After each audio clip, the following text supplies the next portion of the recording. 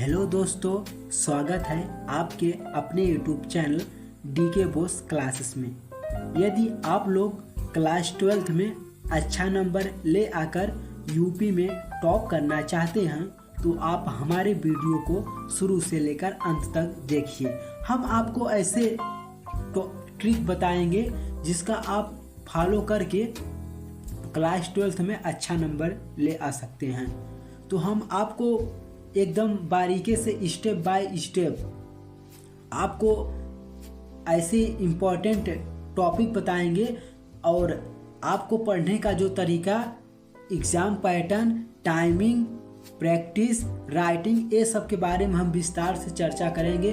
क्योंकि अगर आप अच्छा नंबर ले आना चाहते हैं तो आपको इन सब की जानकारी होना ज़रूरी है, क्योंकि इन्हीं के बेस से आपको एक अच्छा नंबर यूपी बोर्ड में मिलेगा। तो आप हमारे वीडियो को इसी प्रकार से शुरू से लेकर अंत तक देखते रहिए।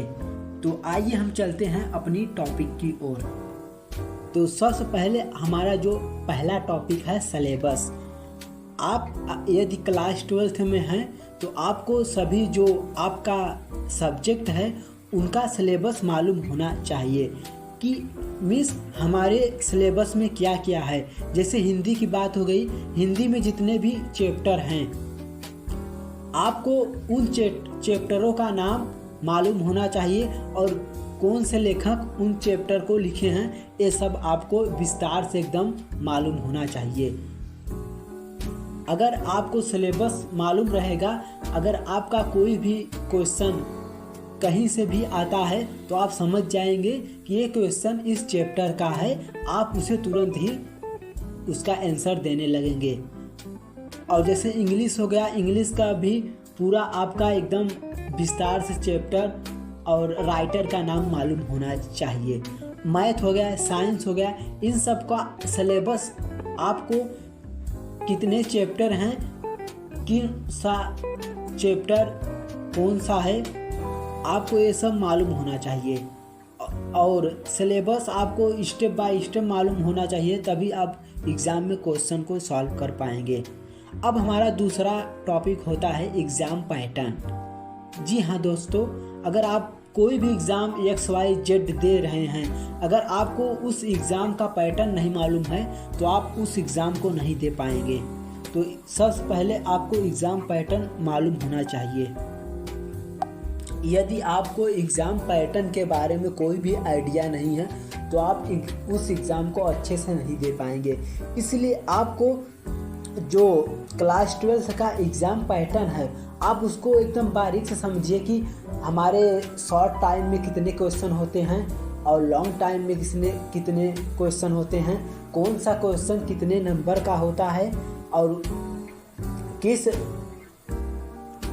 खंड में कितने क्वेश्चन आते हैं। ये आपको एकदम विस्तार से और अच्छे तरीके से नॉलेज होना चाहिए, तभी आप बोर्ड के एग्ज़ाम में अच्छा नंबर ले आ सकते हैं। अब हमारी तीसरी बात टॉपिक होती है टाइमिंग। जी हाँ दोस्तों, अगर आप अच्छा वाकई में यूपी बोर्ड में अच्छा नंबर ले आना चाहते हैं तो आपको टाइमिंग का अनुभव होना बहुत ही ज़रूरी है, क्योंकि आप एग्ज़ाम में बैठ जाएंगे, क्वेश्चन को सॉल्व करना शुरू कर देंगे। आप अगर टाइमिंग का विशेष ध्यान नहीं देते तो आप 1-2 क्वेश्चन लॉन्ग करते समय आपका पूरा 3 घंटा हो जाएगा, तो आपका जो अन्य क्वेश्चन है वो बचा जाएगा। इसलिए आपको टाइमिंग का अनुभव बहुत ही ज़रूरी है। आप पहले से ही प्रैक्टिस टेस्ट लेकर उसको सॉल्व करिए और अपने टाइमिंग को मैनेज करिए, क्योंकि आपको यूपी बोर्ड में अच्छा नंबर ले आना है। इसीलिए आपको एकदम बढ़िया से आप रोज़ एक आंसर उठाइए, उसको एक और डेली उसको सॉल्व करिए, आपकी जो टाइमिंग है वो मेंटेन हो जाएगी। प्लस आपको जो स्टडी करने का टाइमिंग है वो भी होना ज़रूरी है कि आप कितने घंटे कौन सा सब्जेक्ट पढ़ रहे हैं और कौन सा किस सब्जेक्ट में हम कितना समय दें। क्योंकि आप जैसे अगर मैथ की बात कर लें तो मैथ आपको पढ़ने के लिए अधिक समय देना होगा। और जैसे हिंदी वगैरह हो गया तो इसमें कम ही टाइम में हो जाएगा, इसलिए आपको पढ़ते वक्त भी अपना टाइम मैनेज करना ज़रूरी है, क्योंकि आप एक यूपी बोर्ड में अच्छा नंबर ले आएंगे, इसलिए आपको हर बात पे ध्यान देना होगा। अब तीसरा हमारी बात आती है प्रैक्टिस।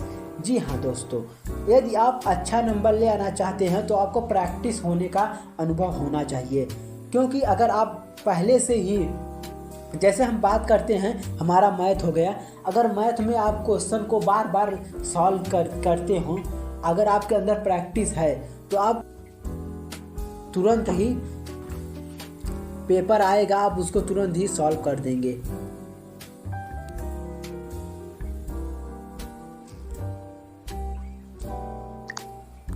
आप प्रैक्टिस के लिए अंसाल्व ले सकते हैं, हर सब्जेक्ट का अंसाल्व आता है, और आपका ये जो एग्ज़ाम पैटर्न है वो भी आता है, आप उससे इसको प्रैक्टिस कर सकते हैं। अब हमारे 5वें नंबर पे आता है राइटिंग। जी हाँ दोस्तों, अगर आपको वाकई में अच्छा नंबर ले आना चाहते हैं तो आपको इस टॉपिक को भी बहुत ध्यान देना चाहिए, क्योंकि अगर आप बहुत लिख दिए, अगर आपकी जो शब्द हैं वो नहीं समझ में आ रहे हैं एग्जामिनर को, तो आपको अच्छा नंबर नहीं दे पाएगा। इसलिए आपको जो आपका लिखने का तरीका है, कोई भी वाक्य हो, आप उसे एकदम साफ शब्दों में लिखिए, जिससे कोई दूसरा पर्सन आपका ये पढ़ चुके कि आप उस क्वेश्चन का क्या आंसर दिए हैं।